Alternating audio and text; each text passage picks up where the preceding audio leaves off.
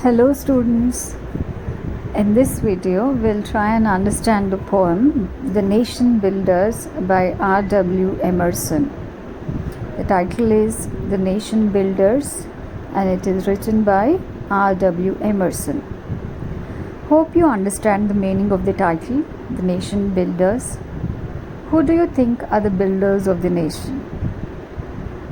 इस नेशन को खड़ा करने वाले, उसको बनाने वाले लोग कौन होते हैं? What is it that makes a country progressive, developed and great? क्या चीज़ है जो बनाता है इस कंट्री को, एक कंट्री को प्रोग्रेसिव और डेवलप्ड बनाता है, ग्रेट बनाता है? Having a lot of money, being rich, is that sufficient to call a nation great? अगर किसी कंट्री के पास बहुत पैसा है, बहुत रिच कंट्री है और बहुत मटेरियल वेल्थ है, तो वो कंट्री, उस नेशन को हम ग्रेट बता सकते हैं? No. The writer here suggest that the material prosperity और money does not make a country great और फेमस और रिनाउंड. इस पोएम में राइटर ये बताते हैं हमें कि मटेरियल थिंग्स और पैसे, रिचनेस, ये एक कंट्री को, एक नेशन को फेमस या रिनाउंड या ग्रेट नहीं बनाते हैं. A country is also not known by it's vastness और साइज़. एक कंट्री को हम ग्रेट इसलिए भी नहीं बना सकते क्योंकि वो बड़ा है, उसके अंडर एरिया बहुत ज़्यादा है. इस चीज़ से भी कितना बड़ा है कोई भी नेशन, उसको देखते हुए भी हम किसी कंट्री को ग्रेट नहीं बता सकते हैं. तो ऐसी क्या चीज़ है जो एक नेशन को स्ट्रॉन्ग या फिर एक नेशन को ग्रेट बना सकता है? The poet thinks that it is known only by it's citizens. Poet ये कहते हैं यहाँ पे कि एक कंट्री को, एक नेशन को हम उसमें रहने वाले लोगों से जानते हैं, उसके सिटीजन्स से जानते हैं. Whether a country is great or not totally depends on the fact that whether the citizens are hardworking or not, brave or not, honest or not, and whether they are ready to suffer for the nation or not. एक country का great होना या ना होना depend करता है इस fact के ऊपर कि उसमें रहने वाले लोग, उसके सिटीजन्स हार्ड वर्किंग है या नहीं है, वो किस तरह के लोग हैं, वो काम करने के लिए तैयार है अपने कंट्री को ग्रेट बनाने के लिए, वो ब्रेव है या नहीं, वो करेजियस है या नहीं, वो ऑनेस्ट है या नहीं, वो ट्रूथफुल है या नहीं, या फिर वो अपनी फैसिलिटीज़ को, अपनी प्लेजर्स को, अपने पास जो चीज़ें हैं उनको सैक्रिफाइस करने के लिए या सफ़र करने के लिए उस कंट्री के लिए, उस नेशन के लिए तैयार है या नहीं है, प्रिपेयर्ड है या नहीं है, वो अपनी कंट्री के बारे में सोचते हैं या नहीं है, उसमें रहने वाले अपने फेलो सिटीजन्स के बारे में सोचते हैं या नहीं है. ये सारी चीज़ों के ऊपर एक नेशन का ग्रेट होना या ना होना डिपेंड करता है. The citizens of a country are the pillars और the foundations of a nation's progress and glory.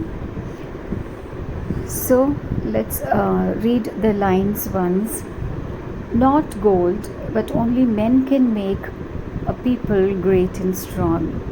Men who for truth and honor's sake stand fast and suffer long. Not gold, but only men can make a people great and strong. Men who for truth and honor's sake stand fast and suffer long. इसमें आप ये notice करने की कोशिश कीजिए कि rhyming words कौन से हैं. First line rhymes with the third line make and sake. इसमें लास्ट वर्ड्स राइमिंग वर्ड्स है मेक और sake. Second line is rhyming with the fourth line. Second line में लास्ट वर्ड स्ट्रॉन्ग है और fourth line में last word long है, strong and long, these two words are rhyming. और उसके अलावा आप ये समझने की कोशिश कीजिए कि what is it that the writer is wanting to tell us. Not gold but only men can make a people great and strong. यहाँ पे अ पीपल से मतलब है एक नेशन। पीपल रिप्रेजेंट करते हैं उस कंट्री को, उस नेशन को जहाँ पे वो लोग रहते हैं। कंट्री किसी मटेरियल चीज़ से नहीं बनती है, उसमें रहने वाले लोगों से बनती है, उनसे जानी जाती है। नॉट गोल्ड, कोई भी पैसा एक कंट्री को ग्रेट या स्ट्रॉन्ग नहीं बनाता है। उसको स्ट्रॉन्ग और ग्रेट उसमें रहने वाले लोग बनाते हैं। Only men can make it strong. Men who for truth and honour sake stand fast and suffer long. कैसे मेन है ये? Those who are ready to stand for the truth के लिए, सच्चाई के लिए और ऑनर के लिए, अपनी रिस्पेक्ट के लिए, जो फॉर्मली या स्ट्रॉन्गली एक स्टैंड ले सकते हैं, खड़े हो सकते हैं और उसके लिए सफ़र करने की पेशेंस रख सकते हैं, उसके लिए सैक्रिफाइसेस करने के लिए प्रिपेयर्ड होते हैं। And these sacrifices may not be for shorter period of time, लेकिन ये सफरिंग जो है वो लॉन्ग भी हो सकता है। बहुत लंबे टाइम तक आपको अपने कंट्री के लिए बहुत सारी चीज़ें सैक्रिफाइस करना पड़ सकता है, बहुत पेन लेना पड़ सकता है, बहुत सफ़र करना पड़ सकता है। But if you are strong enough to make the sacrifices and stand firm for its honor and truth, then you're going to make your country proud of you and you're going to make your country great. अपने country को, अपनी nation को great बनाने के लिए आपको अगर आप स्ट्रॉन्ग है और आप सफ़र करने के लिए, सैक्रिफाइस करने के लिए तैयार है, तो आपका नेशन एक ग्रेट कंट्री के रूप में जाना जाएगा। Not gold, but only men can make a people great and strong. Men who for truth and honor's sake stand fast and suffer long.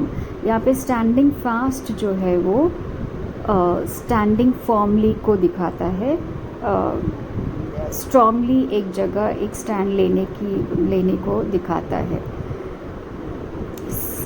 Second stanza, brave men who work while others sleep, who dare while others fly, they build a nation's pillars deep and lift them to the sky. Brave men who work while others sleep. ये citizens जो brave है, they are ready to work while the others are sleeping. बाकी लोगों को खुश रखने के लिए,